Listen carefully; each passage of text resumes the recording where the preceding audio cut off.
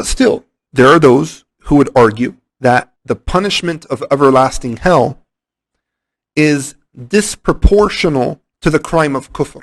They would argue that kuffar only lived for a finite amount of time and engaged in their kufr in a finite time frame. Similarly, they would argue that this temporary crime of kufr only has temporary effects or consequences. They would say, it's not like kufr has caused God to be angry for all of eternity. They would also say, whatever happened to the eye for an eye and tooth for a tooth rule? If unrepentant and inexcusable kufr is a crime against God, then shouldn't the kafir suffer no more than how much God has suffered? Okay, so, a number of responses. First of all, the whole eye for an eye and tooth for a tooth rule is one that applies between human beings. It's not universally applicable across all ontological kinds of nature. So let's say a human being commits animal abuse and damages the eye or breaks the arm of a cat or a dog. Most of us do not say that the human being in question is therefore deserving of having his arm broken. Now, I know that there are some people who are overly passionate about animal rights who might insist that animals and human beings should be treated equally, but the vast majority of people don't see it that way. And so I'm not going to spend time arguing why human beings and animals aren't equal. The fact of the matter is that it is far from obvious and intuitive that the eye for an eye and tooth for a tooth rule is one that applies between all different ontological beings. And if that is the case, then God as a divine ontological being that has an essence not shared by humans is not obviously subjected to the eye for an eye and tooth for a tooth rule along with human beings as well. The one making that claim needs to offer evidence for that. Secondly, regarding the claim that kufr only has temporary effects because it was a crime committed during a finite period of time, I'd like to say to the one raising this objection, how do you know that? How do you know? First of all, common sense tells us that the effects of actions could last much longer than the duration in which those actions were perpetrated. A straightforward example is rape. It can take a person a few minutes to rape somebody, but the scars and emotional pain and hurt that follows those horrendous few minutes would continue to affect the victim for much longer than a few minutes.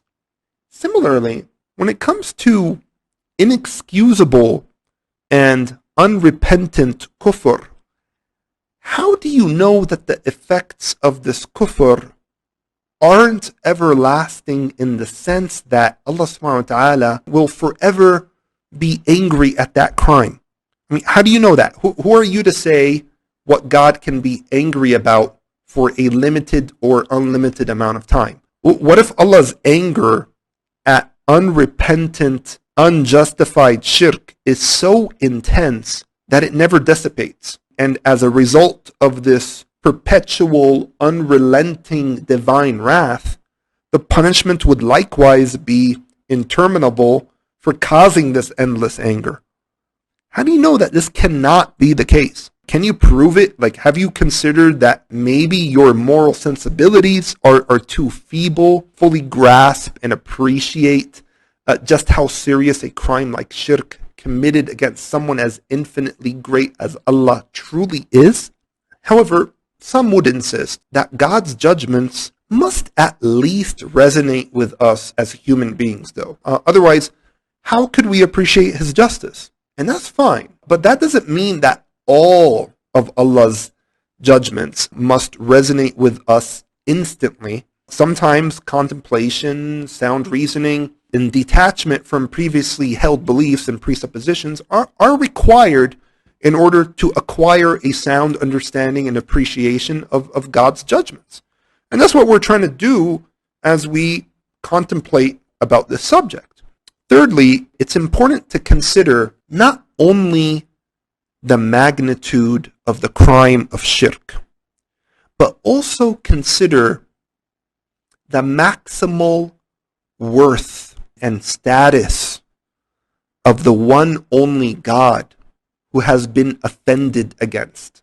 Allah subhanahu wa ta'ala is maximally perfect or infinitely perfect in a qualitative way, in a qualitative sense. When we say that Allah is maximally perfect, we mean to say that He is maximally quintessential in all His attributes. He is maximally perfect in His generosity, mercy, justice, power, knowledge, supremacy, etc. And that utmost magnificence of His attributes makes Him one with an infinitely qualitative status. Building upon that, we could argue that guilt is proportional to the moral worth or status of the offended side. In other words, the severity of a crime is not only determined by how bad the crime itself is, but also determined by who is being offended. So, for example, animal abuse is not at the same level of severity as human abuse. Why not? Well, because the moral worth or status or dignity of the human being is at a higher level than that of the animal. And so the crime committed against a human being would be worse even if the same exact crime were committed against the animal. Similarly, seeing that God is a being who is infinitely more worthy and dignified and greater than any other being, then the level of severity of a crime committed against God shouldn't be equalized with that committed against a human being. And as a result, the assessment of the seriousness of a crime committed against God shouldn't be subjected to human conceptions of justice that we are ordinarily accustomed to. Now, people who advocate against the notion of an everlasting punishment in hell raise some objections against this reasoning, which I laid out. The argument that I just laid out is commonly known in the literature as the status principle. One argument that they pose is that those classical theologians and philosophers who promoted the status principle argument were affected by the feudal societies in which they lived. So basically, they lived at a time where it was the norm to believe that a crime committed against a king or even a noble was more serious than a crime committed against peasants in a lower social economic class and had lower status. But today we've grown out of this kind of way of thinking, and we are now more egalitarian, and we don't make such distinctions anymore, as we view all human life to be equal. However, in response to that, I'd say that what I've already said is not affected by this in any way. I did not say that because there are certain human lives more worthy than other human lives, that we could then deduce from this that God is greater in status. No, rather I said that different ontological natures are different from one another compared to each other. Humans are more worthy than animals, and animals are more worthy than plants, etc. And since God is not a human being and is a unique being due to His unique divine essence, and is not like any of His creation, لَيْسَ كَمِثْلِهِ شَيْءٍ, it was thus contended that God's status is at a different level than human beings. So whether you believe all human beings are equal in worth or not makes no difference to this argument. Secondly, and I don't want to spend any considerable amount of time on this, as this is a separate subject, but I'd argue that it's not even that rationally obvious that all human lives are of equal worth. Imagine a prophet of God was murdered, and then imagine that a criminal on death row who was fairly sentenced by a court of law to be executed was killed by another prisoner just 5 minutes before he was going to get executed anyways. The prophet who was murdered is a human being. The murdered death row inmate was a human being. are both of their lives truly equal in every sense in this case?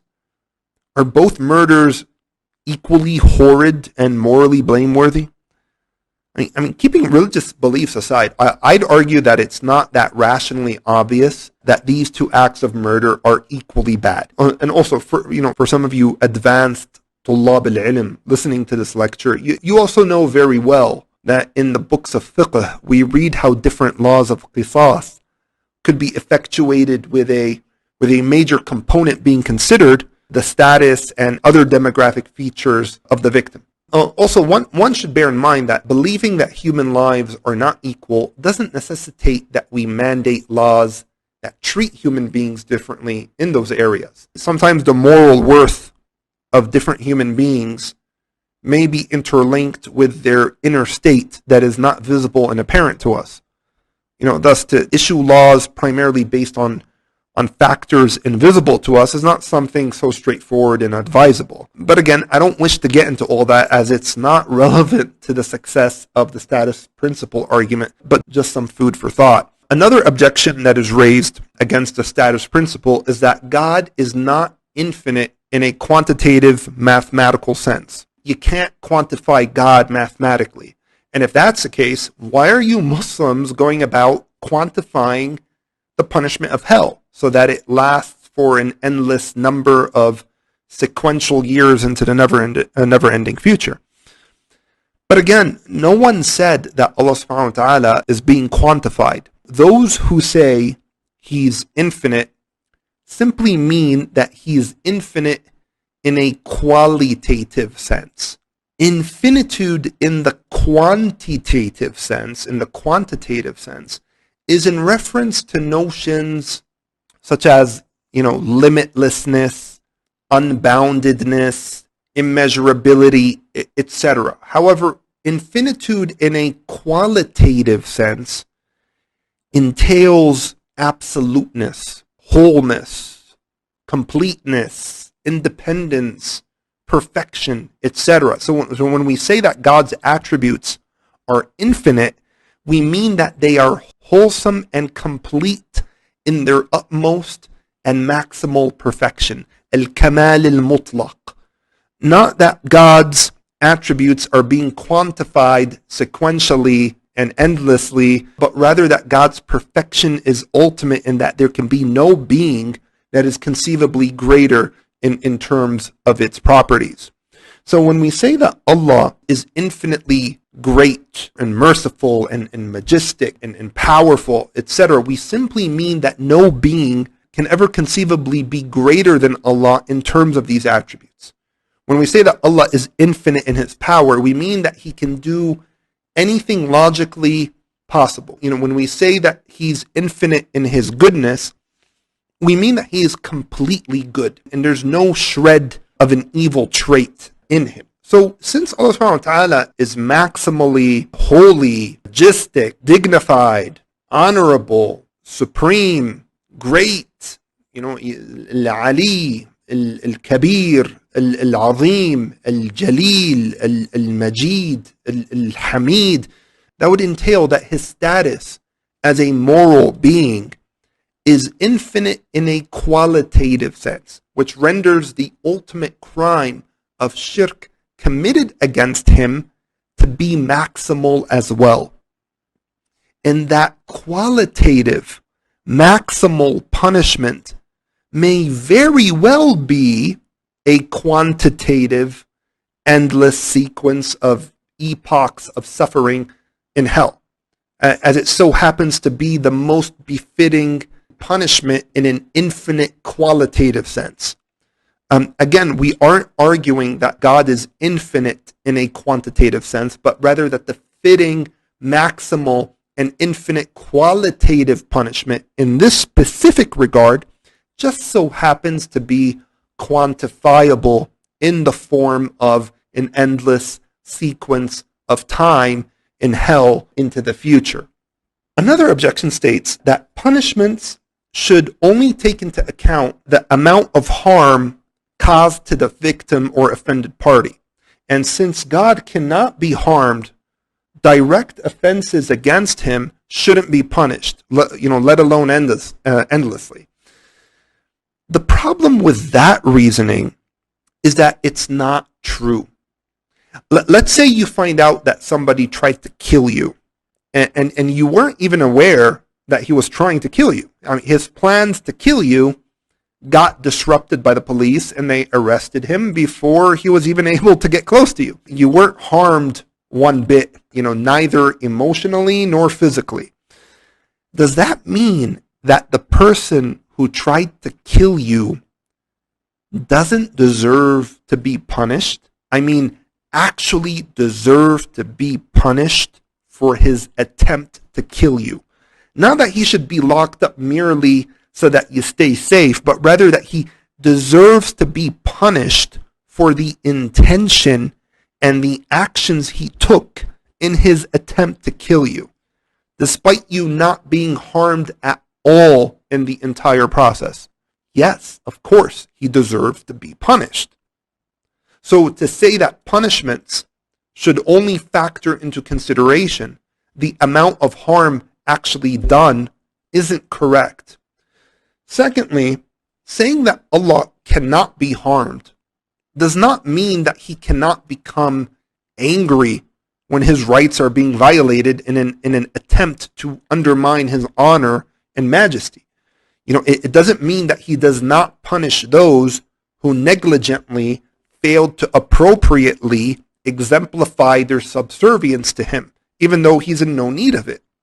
God is a unique case in that one can commit an offense against him despite him never being able to be harmed by that offense. Yet the fact remains that the offense was committed, and that offense still needs to be accounted for and addressed in the name of justice and fairness. Another objection that is raised is that it's presumptuous on our part to assume that God is infinitely greater than human beings.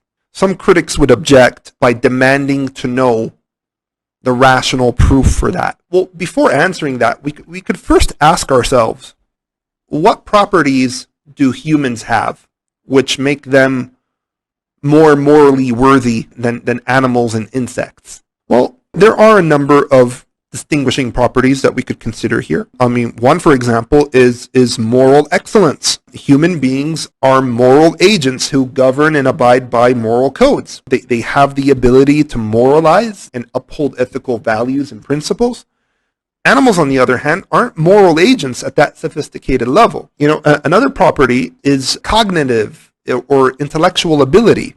We recognize that the ability to rationalize is an inherently worthy and valuable property to have. Another property to consider here is power. Not power in the sense of physical strength, because quite obviously several animals, such as lions and bears, could easily overpower human beings individually. However, power here is more to do with effecting change in the world, and that ability is strongly interlinked with and supported by other properties that human beings have, such as knowledge and rationality, etc. So looking at some of these properties, which we intuitively recognize to be intrinsically valuable, we could see why humankind, as an ontological class of being, is superior to animals.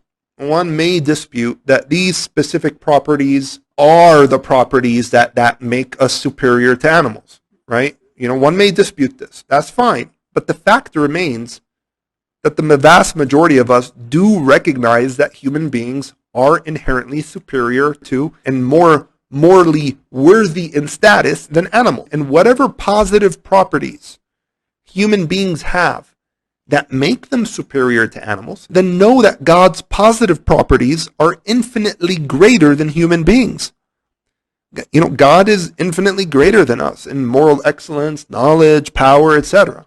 Also consider self-sufficiency or independence as a property. It's hardly deniable that this is a positive attribute to have.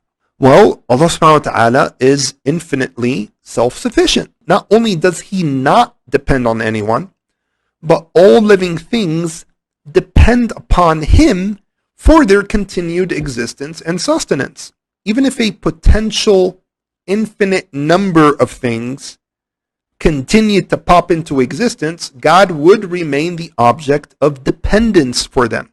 There's no limit to how much one could depend on Allah subhanahu wa ta'ala. And thus, there's this infinitely qualitative trait of dependability that we could also ascribe to Allah subhanahu wa ta'ala as, He's Al-Qayyum, Al-Razzaq, Al-Muhaymin, and so on. And as a result of Allah subhanahu wa ta'ala being infinitely greater in status than us due to these maximally perfect attributes, He likewise is infinite in terms of His holiness. He is Al-Quddus. He's infinite in terms of His honor. He's Al-Majid, the source of all honor and dignity. Al-Mu'izz. And so when the ultimate crime of shirk is committed against Allah subhanahu wa ta'ala, the seriousness of the offense must in some way reflect His infinite majestic status. The crime must be considered maximally serious, maximally grievous. The kind of guilt at play here is maximal in nature as well. And as the infinite worthy God that He is, Allah subhanahu wa ta'ala would have a regard for His own honor, especially when His sole right to be worshipped alone has been violated unjustifiably. Therefore, the guilt and liability that is carried with this offense must be of infinite severity in order to proclaim and reaffirm the infinite worth and majesty of Allah subhanahu wa ta'ala. To commit such a treacherous crime against He who is infinitely dependable is tantamount to an act of infinite ungratefulness and treachery. And to make it known that such offenses against Allah are of a nature incomparable to offenses we are typically familiar with. And since the punishment must be maximal, one possible form of that maximal punishment is everlasting hell. Now, I'm not going to go as far as saying that the punishment for unrepentant and inexcusable shirk must be everlasting hell. I'm not going to make that claim. I don't need to overburden myself trying to prove that. Rather, it only suffices to demonstrate that it's logically sound and defensible for the punishment to be everlasting hell. I don't need to argue that everlasting hell is the only adequate punishment that Allah subhanahu wa ta'ala could have used to justly punish people for kufr. All I need to do is show that we could rationally defend everlasting hell as an adequate punishment for committing kufr. I don't need to go beyond that. And I believe that the status principle is a logically sound and rationally valid argument demonstrating why, at the very least, it's logically possible for God to mete out everlasting hell as a punishment for the ultimate crime of shirk committed against Him. And that's all that needs to be demonstrated in order to debunk the argument criticizing the notion of everlasting hell as a punishment for disbelief.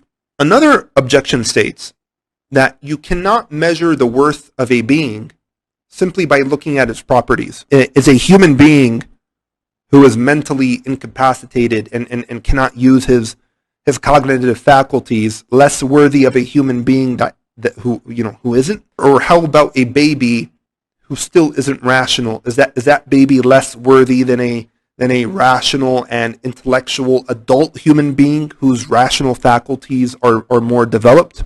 Okay, so this is thinking about this the wrong way. Obviously, there are human beings who are more intelligent than others and more pious and morally upright than others, etc. But that doesn't mean that we start measuring the inherent worth of human beings based on this.